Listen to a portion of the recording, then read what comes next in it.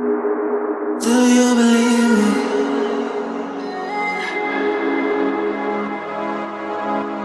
Do you believe me that hello दोस्तों। मैं गौरव स्वागत करता हूं आपका अपने चैनल मोटर सोल में। कैसे हैं आप सब लोग? उम्मीद है बेहतर होंगे। अभी मैं ये वीडियो काफ़ी टाइम बाद बना रहा हूँ बिकॉज़ मेरे साथ कुछ इश्यूज हो गए थे। अब इसके अलावा मैंने जो अपने लास्ट वीडियो में प्रॉमिस किया था कि मैंने जो रोड ट्रिप की है, स्पीति रोड ट्रिप, उसके बारे में एक डिटेल वीडियो डालूंगा जिसमें मैं बताऊंगा कि मैंने कौन कौन सी जगह डेस्टिनेशंस कवर्ड की हैं, मेरे कितने एक्सपेंसेस हुए, फ्यूल एक्सपेंसेस, फूड एक्सपेंसेस कितने थे। इवन मैं ये भी आपको बताऊंगा कि कहाँ की रोड अभी जाने लायक है और कहाँ पे रोड अभी काफ़ी ख़राब है या कंस्ट्रक्शन चल रहा है। सो चैनल पे बने रहिए, हम शुरू करते हैं। दोस्तों, अब हम शुरू करते हैं। सबसे पहले मैं आपको बताना चाहूँगा कि ये जो रोड ट्रिप था, इसमें काफ़ी चीज़ें ऐसी हुई जो प्लान थी और कुछ ऐसी चीज़ें हुई जो अनप्लान थी। वो ऑब्वियसली हर किसी के साथ होता है हर ट्रिप पे। कहूँगा कि हम कोई भी डेस्टिनेशन में अगर ट्रैवल करते हैं तो हमें कुछ चीज़ों का बहुत ध्यान रखना होता है। सबसे पहले जाने से पहले उस पर्टिकुलर जगह की हमें वेदर रिपोर्ट ले लेनी चाहिए कि अगर जैसे मैं पहाड़ों में जा रहा था तो मुझे वहाँ की स्टेटस पता होना चाहिए, रिपोर्ट पता होनी चाहिए कि रास्ते खुले हैं कि नहीं, कि वहाँ पर कितना ठंड है और कैसा माहौल है, लैंडस्लाइड तो नहीं हो रही। वो सारी चीज़ें पता करनी चाहिए जो कि मैंने की। उसके अलावा मैंने अपनी गाड़ी का चेकअप कराया, सर्विस कराई और गाड़ी को पूरा नीट एंड क्लीन रखा। इसके अलावा मैंने फूड आइटम्स, पानी की बॉटल का एक पूरा कार्टून लिया जो कि एक एसेंशियल चीज़ है। इसके अलावा जो नॉर्मल गर्म कपड़े रखने होते हैं वो मैंने रखे। अभी मैं आपको सबसे पहले डे वन से स्टार्ट करता हूँ। डे वन में हम लोग जयपुर से शिमला गए, जो कि अराउंड 630 किलोमीटर्स का रास्ता है। जो कि यहाँ से सबसे पहले हम लोग यहाँ जयपुर से निकलेंगे, दिल्ली रोड पकड़ते हैं। वहाँ मानेसर से पहले एक कट आता है, तो वो कट लेके हम लोग सीधा ईस्टर्न पेरिफेरल हाईवे पकड़ के राई पे गए। राई से हमने सीधा अ, अम्बाला वाला रूट पकड़ा, मतलब जो चंडीगढ़ वाला रास्ता है। अम्बाला पकड़ के हमने वहाँ से चंडीगढ़ होते हुए शिमला का रूट पकड़ लिया। तो वहाँ की अगर रोड की बात करें तो रोड जयपुर से लेके शिमला तक काफ़ी डिसेंट थी। बट सोलन से लेके शिमला के बीच काफ़ी कंस्ट्रक्शन चल रहा था, तो कई जगह पैचेस काफ़ी ख़राब थे, लेकिन इतने भी ख़राब नहीं कि आपकी गाड़ी ना चल पाए। अब हम अगर अपने सेकंड डे की बात करें तो सेकंड डे हम शिमला से कुफरी गए, जो कि 20 किलोमीटर्स है शिमला से। कुफरी में जाके हमने सोचा था कि बस नॉर्मल थोड़ा जाएंगे, वहाँ पे अगर आइस हो, मतलब बर्फ़ होगी थोड़ी, तो वहाँ पे खेल लेंगे। लेकिन वहाँ जाके पता चला कि वहाँ बहुत ज़्यादा घूमने का है, ऊपर पॉइंट है और वहाँ पे हो, मतलब घोड़ों के द्वारा जाया जाता है। हमने वहाँ पे घुड़सवारी भी की। बट वहाँ की जो रास्ता था जहाँ से घोड़ों को ले जाया जा रहा था, वो इतना गंदा था कि पूरे कपड़े ख़राब हो गए। मैं लोगों से कहूँगा कि अगर जो लोग जा रहे हैं, प्लान कर रहे हैं कुफरी का, वहाँ पे ध्यान रखें कि ऐसे कपड़े पहन के जाएं जो आपको गंदे होने के बाद आपको दुख ना हो, क्योंकि वहाँ इतना कीचड़ है। वहाँ पे जंगली खरगोश के साथ फ़ोटो खिंचवाई और ट्रेडिशनल ड्रेस में फ़ोटो शूट करवाया।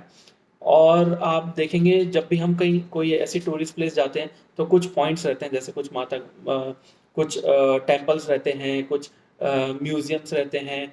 तो वहाँ पे एक इंस्ट्रूमेंट के थ्रू हमें पूरा दिखाया गया कि आप ये देखिए, यहाँ पर ये है पर्टिकुलर, यहाँ पे रहते थे। जैसे थ्री इडियट्स मूवी आई थी, तो थ्री इडियट्स में जो रणछोड़ दास मेंशन दिखाया था शिमला में, वो भी हमने इंस्ट्रूमेंट से देखा वहीं शिमला में। हम चलते हैं नेक्स्ट डे की तरफ। शिमला से नेक्स्ट डे हम गए रामपुर बुशहर, और ये टोटल डिस्टेंस था 120 किलोमीटर। और हमारा स्टे था केसी रिजेंसी, जो कि काफ़ी अच्छा था। हमें 1500 रुपये में पड़ गया था और रूम्स वे बहुत डिसेंट थे, और मतलब कोई खाने पीने की भी कोई ऐसी कोई प्रॉब्लम नहीं आई। सो वहाँ तक की रोड में जो हमारा रूट था वो ये था कि हमें शिमला से फागू, फागू से नरकंडा, नरकंडा से कुमारसेन, कुमारसेन से रामपुर बुशहर जाना था। रोड सारी अच्छी थी, और नरकंडा काफ़ी हाइट पे है, तो वहाँ पे हमें आइस भी मिली। सो फोटो या वीडियो मैं आपको अभी इस पर्टिकुलर वीडियो में मैं ऐड कर दूंगा। और इसके अलावा हम जब वहाँ कुमारसेन पहुँचे, तो कुमारसेन से रामपुर की दूरी ज़्यादा ज़्यादा नहीं है, लेकिन वहाँ पे कुछ पैचेस ऐसे हैं जो बहुत ही ख़राब हैं, मतलब रोड ना के बराबर है, और ट्रैफिक भी काफ़ी था। सो मैं एक छोटी सी क्लिप और ऐड कर दूंगा ताकि आप देख पाएँ कि कितना ट्रैफिक था वहाँ पे। Do you believe me that I'm a lonely soul? Would you love me? I've been searching, always wanted more. Can you hear me? Do you believe me that I'm a lonely soul? Would you love me? I've been searching, always wanted more. Can you hear me? अब रामपुर बुशहर पहुंचने के बाद हमारा plan ये था कि हम लोग जाएंगे चितकूल, लेकिन वहाँ कुछ लोग काजा से आए थे। उस होटल में, केसी रेजेंसी में हम ठहरे थे रामपुर बुशहर में। तो वहाँ पे कुछ लोगों ने हमें बताया कि अभी सही टाइम है कि आप अगर अभी 2-3 दिन में चल जाएं तो आपको अच्छी आइस भी मिल जाएगी काजा में, और आप अच्छे से अपना घूम भी पाएंगे। तो हमने अपना चितकूल वाला प्लान हाल फिलहाल के लिए ड्रॉप करा, तो हमने सोचा कि हम डायरेक्टली चलेंगे काजा। तो हमारे 4th डे में हम लोग निकले रामपुर बुशहर से काजा सुबह 5 बजे। और जो उस रूट के बारे में जितना कहा जाए उतना कम है, क्योंकि हमें किन्नौर वैली, स्पीति वैली दोनों कवर करने थे। और किन्नौर वैली में हमने मतलब काफ़ी अर्ली मॉर्निंग गए तो काफ़ी मज़ा आया, ठंड भी काफ़ी थी। Do you believe me? हम अपने सफ़र पर आगे चल दिए काजा की तरफ। और जो रामपुर बुशहर से काजा की दूरी है वो है 300 किलोमीटर, करीब 300 किलोमीटर है। और इस दूरी को हमने करीब 8 घंटे में तय किया।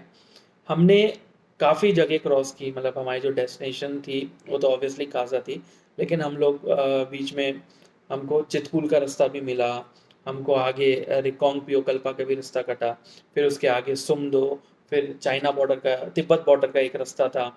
उसके आगे थोड़ा सा आगे गए तो वहाँ मोनेस्ट्री थी, ग्यू मोनेस्ट्री मिली, मतलब वहाँ हम बाद में गए, लेकिन वो मोनेस्ट्री का भी रास्ता हमें दिखा। उसके बाद नाको जब हम पहुँचे तो नाको का रास्ता काफ़ी ख़राब था, मतलब नाको से लेके आप ये मानिए कि 20-25 किलोमीटर रास्ता काफ़ी ख़राब है। तो आपको काफ़ी परेशानी झेलनी पड़ सकती है, क्योंकि लैंडस्लाइड बहुत होता है और मिट्टी मिट्टी थी, तो बहुत दिक्कत हुई। उसके बाद रोड ओके ओके है, मतलब ऐसा नहीं कि आपको बहुत अच्छी रोड मिल जाएगी, लेकिन काजा तक रोड सही है। फिर हम लोग करीब 2:30-3 बजे काजा पहुँचे। तो हमने कहा अभी पहुँच गए हैं तो हमारे पास आसपास कोई लोकल देख लेते हैं, हिक्किम हो गया, कॉमिक हो गया, या किब्बर चले जाते हैं। तो हमने सोचा कि चिचम ब्रिज ही चलते हैं, तो हम वहाँ से चिचम ब्रिज चले गए।